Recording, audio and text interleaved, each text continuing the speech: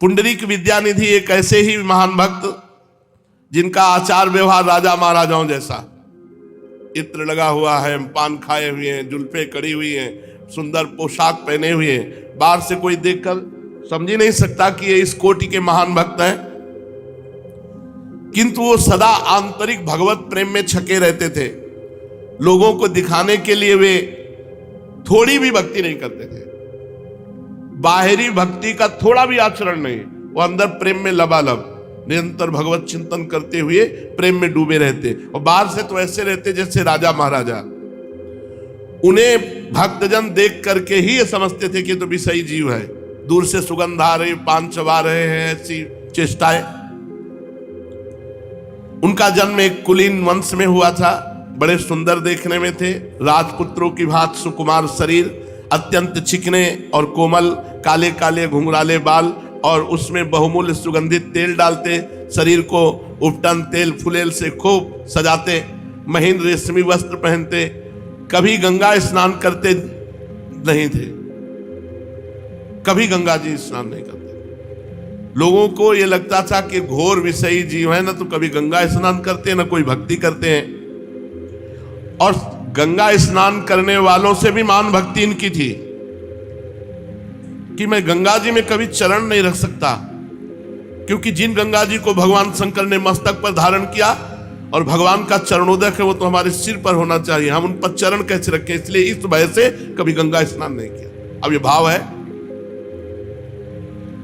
गंगा माता के प्रति अनन्य श्रद्धा है, कोई नहीं जानता, और सब लोग यही कहते हैं तो कभी गंगा स्नान नहीं करते, कभी कोई भक्ति नहीं करते।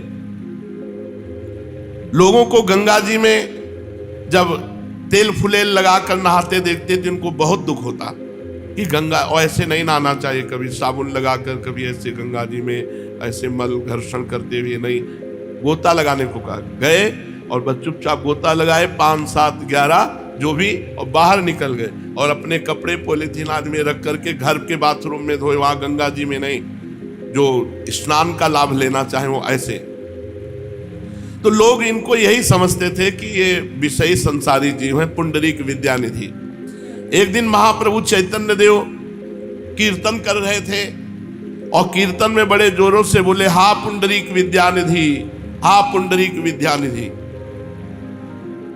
पुंडरीक पुंडरीक, ऐसा हुंकार करके, और बेहोश हो गए पृथ्वी पर गिर के। सब भक्त एक दूसरे को देखने लगे, ये पुंडरीक विद्यानिधि कौन है, जिसे भावावेश में महाप्रभु ने याद किया। सभी को विस्मय हुआ। पहले तो भक्तों ने समझा पुंडरीक भगवान श्री कृष्ण को भी कहते हैं, पुंडरीकाक्ष कमल नयन भगवान। पुंडरीक कहने से अभिप्राय भगवान श्री कृष्ण। जब पुंडरीक के साथ विद्यानिधि जोड़ा तो लगाया कि ये विद्यानिधि किसी भक्त का नाम हो सकता है। बहुत सोचने पर नवद्वीप में पुंडरीक विद्यानिधि नाम के किसी वैष्णव भक्त का स्मरण उन लोगों को नहीं आया। थोड़ी देर के अनंतर जब महाप्रभु चैतन्य देव की मूर्छा भंग हुई तो भक्तों ने नम्रता पूर्वक पूछा, प्रभु जिनका नाम ले लेकर जोरों से रुदन कर रहे थे, वे भाग्यवान पुंडरीक विद्यानिधि कौन परम महाभागवत महाशय हैं? प्रभु ने गंभीरता के साथ कहा, वे एक छुपे हुए वैष्णव भक्त हैं। आप लोग उन्हें देखकर भी नहीं जान सकते कि ये वैष्णव है। उनके बाह्य आचार विचार प्रायः सांसारिक विषयी पुरुषों के से हैं। वे चटगांव निवासी एक परम कुलीन ब्राह्मण हैं। उनका एक घर शांतिपुर में भी है। वे गंगा जी के दर्शन करने कभी कभी चटगांव से शांतिपुर आते हैं, केवल दर्शन, स्नान नहीं करते थे। वे मेरे अत्यंत प्रिय भक्त हैं, वे मेरे आंतरिक भक्त हैं। उनके दर्शन के बिना मैं अधीर हूं। कौन सा सुंदर दिवस होगा जब मैं पुंडरीक विद्यानिधि का प्रेम से आलिंगन करके रुदन करूंगा। प्रभु की ऐसी बात सुनकर सभी को परम प्रसन्नता हुई और सब के सब पुंडरीक विद्यानिधि के दर्शन के लिए परम उत्सुकता प्रकट करने लगे। सबने अनुमान लगा लिया कि जब प्रभु उनके लिए इस प्रकार रुदन करते हैं तो वे शीघ्र ही नवद्वीप में आने वाले हैं। प्रभु के स्मरण करने पर अपने घर में ठहरी कौन सकता है, इसीलिए सब भक्त विद्यानिधि के आगमन की प्रतीक्षा करने लगे। एक दिन चुपचाप पुंडरीक महाशय नवद्वीप पधारे। किसी को भी उनके आने का पता नहीं चला। बहुत से भक्तों ने उन्हें देखा भी, किंतु उन्हें देखकर कौन अनुमान लगा सकता था कि ये परम भागवत वैष्णव है। जो देखे वो यही समझे कि सांसारिक धनी मानी पुरुष। इसलिए भक्त उनके आगमन से अपरिचित ही रहे।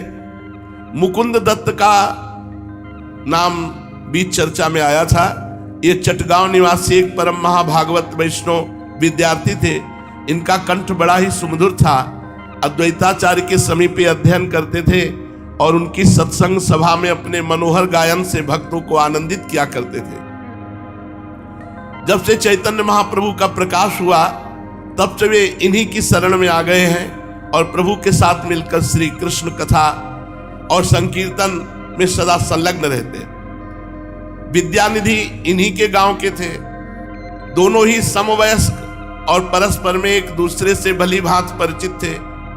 मुकुंद दत्त और वासुदेव पंडित विद्यानिधि के भक्ति भाव को जानते थे। प्रभु के परम अंतरंग भक्त गदाधर से मुकुंद जी बड़ा स्नेह करते थे।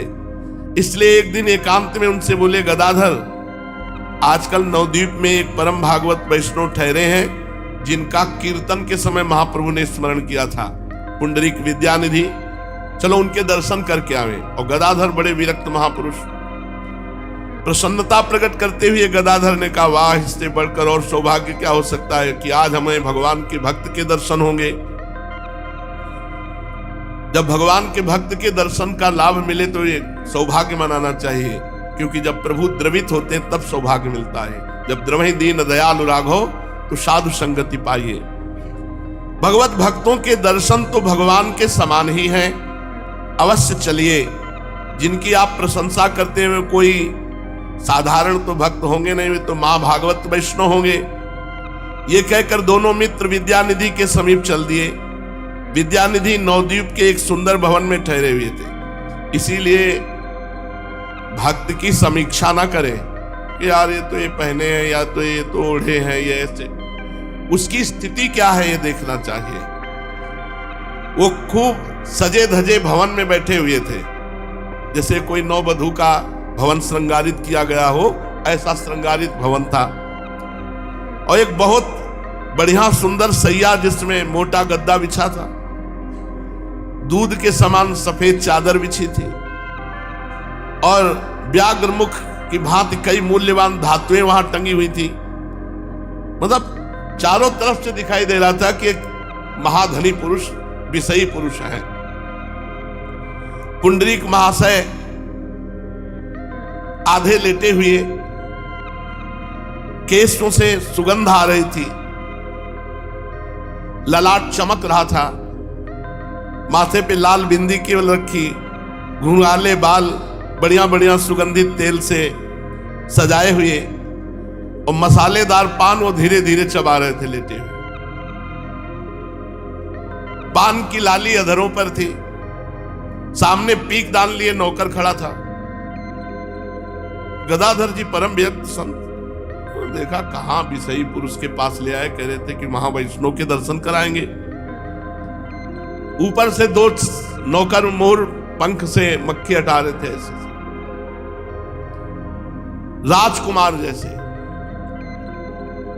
गदाधर को साथ लिए हुए मुकुंद दत्त उनके समीप पहुंचे और प्रणाम किया, आसन पर बैठ गए दूर। मुकुंद दत्त के आगमन से प्रसन्नता प्रकट करते हुए पुंडरीक जी ने कहा, आज तो बड़ा ही शुभ दिन है। आज आप भक्तों के दर्शन हुए। आप नवद्वीप में ही हैं, इसका मुझे पता तो था, किंतु अभी तक आपसे भेंट नहीं हो पाई। आपसे भेंट करने की बात सोच रहा था, सो भगवान ने आपके दर्शन करा दिए। ये जो आपके साथी, इनका परिचय दीजिए। मुकुंद दत्त ने शिष्टाचार प्रदर्शित करते हुए कहा, ये परम भागवत वैष्णव है, बाल्यकाल से संसारी विषयों से एकदम विरक्त हैं, मिश्र वंशावतंस पंडित माधव जी के सुपुत्र हैं और महाप्रभु के परम कृपा पात्र भक्तों में से प्रधान अंतरंग भक्त हैं। गदाधर जी की प्रशंसा सुनकर पुंडरीक महाशय परम प्रसन्नता प्रकट करते हुए कहा, आपके कारण मुकुंद जी ऐसे विरक्त गदाधर जी के दर्शन हुए। विद्यानिधि फिर पान चबाते हुए मुस्कुराने लगे, आंख बंद करके, मानो पान का आनंद ले रहे हो। गदाधर जी जन्म से विरक्त थे। पुंडरीक महाशय को देखकर, उनके रहन सहन ठाठ बाट को देख करके उनका ऐसा विषयी पुरुष कभी महान भक्त नहीं हो सकता, क्योंकि बचपन से विरक्त थे। जो विषयों का स्वाद ले रहा हो, पान चबा के एक एक लौंग इलायची का आनंद ले रहे मसालेदार पान, वो भगवत भक्त नहीं हो सकते। मुकुंद दत्त ताड़ गए गदाधर के भाव को, उनका ये तो बहुत बड़ा अपराध कर रहे हैं, ऐसे महाभागवत के प्रति ऐसे निम्न भाव कर रहे हैं। इसलिए उन्होंने पुंडरीक महाशय के भीतरी भावों को प्रकट करने के लिए श्री गदाधर जी के सामने भागवत के श्लोक गायन करने लगे। इस श्लोक में परम कृपालु श्री कृष्ण की हेतु की कृपा का वर्णन है कि पूतना अपने स्तनों पर जहर लगा के जाती है मारने, उनको जो मैया यशोदा को गति दी वही गति पूतना को प्रदान की। अहो बकीयम स्तन कालकूटम जिघांसया पाय यद्यपि साध्वी लेभे गतिम धात्युचिताम ततोन्यम कम वा दयालुम शरणम ब्रजेम। पूतना लोक बालग्नि राक्षसी रुधिरासना जिघांसयापि हरये स्तनं दत्त्वाप सद्गतिम। मुकुंद दत्त के मुख से इन श्लोकों को सुनते ही विद्यानिधि महाशय पलंग से उछले, हुंकार किया और धरती पर गिर पड़े। हा कृष्ण, हा कृष्ण। अब वो सब बाल धूल धूसरित सब गदाधर भट्ट जी होश उड़ गए कि इतना महान प्रेमी ऐसे रूप में छुपा हुआ रह रहा था। उनकी हालत बदल गई। श्वेद, कंप, अश्रु, विकृति आदि सभी सात्विक विकार एक साथ उदय हो गए। वे जोरों के साथ रुदन करने लगे। उनके दोनों नेत्रों में से निरंतर दो जलधारा सी बह रही थी। घुंघराले कढ़े हुए केस इधर उधर बिखर गए। संपूर्ण शरीर धूल धूसरित हो गया। दोनों हाथों से वे रेशमी वस्त्रों को जोर जोर से खींचते हुए मुकुंद से कहने लगे, भैया फिर अमृत सुना दो, ये फिर श्लोक पढ़ो। इस अपने मधुर गायन से मेरे कर्ण रंध्रों में फिर से अमृत सिंचन कर दो। मुकुंद फिर उसी लय से स्वर के साथ श्लोक पाठ करने लगे। वे ज्यों ज्यों श्लोक पाठ करते त्यों ही त्यों पुंडरीक महाशय की बेकली और बढ़ती जाती। वे पुनः पुनः श्लोक पढ़ने के लिए आग्रह करने लगे, किंतु और साथियों ने श्लोक पढ़ने से रोक दिया। पुंडरीक विद्यानिधि हा कृष्ण ऐसा कहकर बेहोश हो गए। इनकी ऐसी दशा देखकर गदाधर जी को बड़ा पश्चाताप हुआ कि मेरे से बड़ी गलती हो गई। क्षण भर में जिन्हें मैं संसारी पुरुष समझ रहा था, वे इस तरह प्रेम की इतनी ऊंची भूमिका पर वो भौचक्के से रह गए। त्याग, वैराग्य, उपरति के भाव गदाधर जी के न जाने कहां विलीन हो गए कि अपने को मैं जीवन भर त्यागी समझता रहा और इनको विषयी समझ रहा हूं। और देखो एक क्षण में कितनी उच्च दशा प्रेम की। अपने को बार बार धिक्कार देने लगे कि ऐसे परम वैष्णव के प्रति मैंने ऐसे कलुषित विचार रखकर घोर पाप किया। वे मन ही मन अपने पाप का प्रायश्चित सोचने लगे। अंत में उन्होंने निश्चय किया कि वैसे तो हमारा ये अपराध अक्षम्य है, भगवद अपराध तो क्षम्य हो सकता है, पर वैष्णव अपराध सर्वदा अक्षम्य होता है। इसलिए वैष्णव अपराध से डरना चाहिए। इसके प्रायश्चित का एक ही उपाय है कि अब मैं इन्हें गुरु बनाऊंगा और इनसे मंत्र दीक्षा लूंगा, इनके शिष्य बन करके जीवन भर इनकी सेवकाई करूंगा। गुरु भाव से ये स्वयं ही क्षमा कर देंगे, ऐसा निश्चय करके इन्होंने अपना भाव मुकुंद दत्त के सम्मुख प्रकट किया। इनके ऐसे विशुद्ध भाव को समझकर मुकुंद दत्त को बड़ी प्रसन्नता हुई और उन्होंने इनके विमल भाव की सराहना की। बहुत देर के अनंतर पुंडरीक महाशय होश में आए। सेवकों ने उनके शरीर को झाड़ पोंछ कर ठीक किया। शीतल जल से हाथ मुंह धोकर वे चुपचाप जब बैठ गए तब विनीत भाव से मुकुंद से कहा, महाशय ये गदाधर पंडित कुलीन ब्राह्मण हैं, सत्पात्र हैं, परम भागवत वैष्णव हैं। इनकी हार्दिक इच्छा है कि आपके द्वारा मंत्र ग्रहण करें, इसके लिए आज्ञा क्या है? कुछ संकोच और नम्रता के साथ विद्यानिधि महाशय ने कहा, ये तो स्वयं ही वैष्णव हैं, हम में इतनी योग्यता कहाँ है जो इन्हें मंत्र दीक्षा दे सके? ये तो स्वयं ही हमारे पूज्य हैं। मुकुंद दत्त ने अत्यंत ही दीनता के साथ कहा, इनकी ऐसी ही इच्छा है। यदि आप इनकी इस प्रार्थना को स्वीकार न करेंगे तो इन्हें बड़ा भारी हार्दिक दुख होगा। आप तो कृपालु हैं, दूसरे को दुखी देखना ही नहीं चाहते, अतः इनकी ये प्रार्थना अवश्य स्वीकार कीजिए। मुकुंद दत्त के अत्यधिक आग्रह करने पर इन्होंने मंत्र दीक्षा देना स्वीकार कर लिया और दीक्षा के लिए उसी दिन एक शुभ मुहूर्त भी बता दिया। इस बात से दोनों मित्रों को बड़ी प्रसन्नता हुई और वे बहुत रात्रि बीतने पर प्रेम में निमग्न हुए अपने अपने स्थानों के लिए लौट आए। इसके दूसरे तीसरे दिन गुप्त भाव से पुंडरीक महाशय अकेले ही एकांत में चैतन्य महाप्रभु के दर्शनों के लिए गए। महाप्रभु को देखते ही उनके चरणों में लिपट कर फूट फूट कर रुदन करने लगे। विद्यानिधि को अपने चरणों में पड़े हुए देखकर महाप्रभु प्रेम के बेसुध से हो रहे थे। उन्होंने पुंडरीक विद्यानिधि का जोरों के साथ आलिंगन किया। पुंडरीक के मिलने से उनके आनंद का पारावार नहीं रहा। उस समय उनकी आंखों से अविरल अश्रु प्रवाहित हो रहे थे, संपूर्ण शरीर पुलकित हो रहा था। वे पुंडरीक की गोद में अपना सिर रखकर रुदन कर रहे थे। इस प्रकार 2 प्रहर तक विद्यानिधि के वक्षस्थल पर सिर रखे निरंतर महाप्रभु चैतन्य देव रोते रहे। पुंडरीक महाशय के सभी वस्त्र चैतन्य महाप्रभु के आंसुओं से भींग गए। पुंडरीक भी प्रेम में बेसुध हुए चुपचाप प्रभु के मुख कमल की ओर एकटक दृष्टि से देख रहे थे। उन्हें समय का कुछ ज्ञान ही नहीं रहा कि कितना समय बीत गया है। दोपहर के अनंतर प्रभु को ही कुछ कुछ होश आया। उन्होंने उसी समय भक्तों को बुलाया और सभी से पुंडरीक विद्यानिधि का परिचय कराया। पुंडरीक महाशय का परिचय पाकर सभी भक्त परम संतुष्ट हुए और अपने भाग्य की सराहना करने लगे। विद्यानिधि ने अद्वैताचार्य आदि सभी भक्तों की पदधूलि लेकर अपने मस्तक पर चढ़ाई और सभी को श्रद्धा भक्ति के साथ प्रणाम किया। इसके अनंतर पुंडरीक को बीच में करके सभी भक्त चारों ओर संकीर्तन करने लगे। श्री कृष्ण संकीर्तन को सुनकर पुंडरीक महाशय फिर बेहोश हो गए। भक्तों ने संकीर्तन बंद कर दिया और भांति भांति के उपचारों द्वारा पुंडरीक को होश में किया।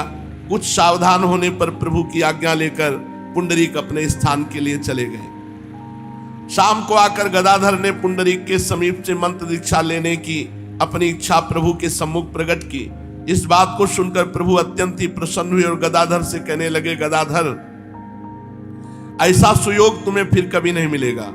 पुंडरीक जैसे भगवत भक्त का मिलना अत्यंत ही दुर्लभ है। तुम इस काम में अब अधिक देरी मत करो। ये शुभ काम जितना ही शीघ्र हो जाए उतना ही ठीक है। प्रभु की आज्ञा पाकर नियत शुभ तिथि के दिन गदाधर ने विद्यानिधि से मंत्र दीक्षा ले ली। जिनके लिए महाप्रभु गौरांग स्वयं रुदन करते हो, जिनकी प्रशंसा करते करते प्रभु अधीर हो जाते हो, गदाधर जैसे परम त्यागी और महान भक्त जिनके शिष्य बनने में अपना सौभाग्य समझते हो, ऐसे भक्ताग्रगण्य श्री पुंडरीक विद्यानिधि की विशद विरदावली का बखान कौन कर सकता है। सचमुच विद्यानिधि की भक्ति परम शुद्ध और सात्विक कही जा सकती है, जिसमें दिखावटी या बनावटीपन का लेस भी नहीं था। ऐसे भक्तों की पदधूलि से पापी पुरुष भी परम पावन बन सकता है। शेष चर्चा आगे। श्री राधा वल्लभ लाल।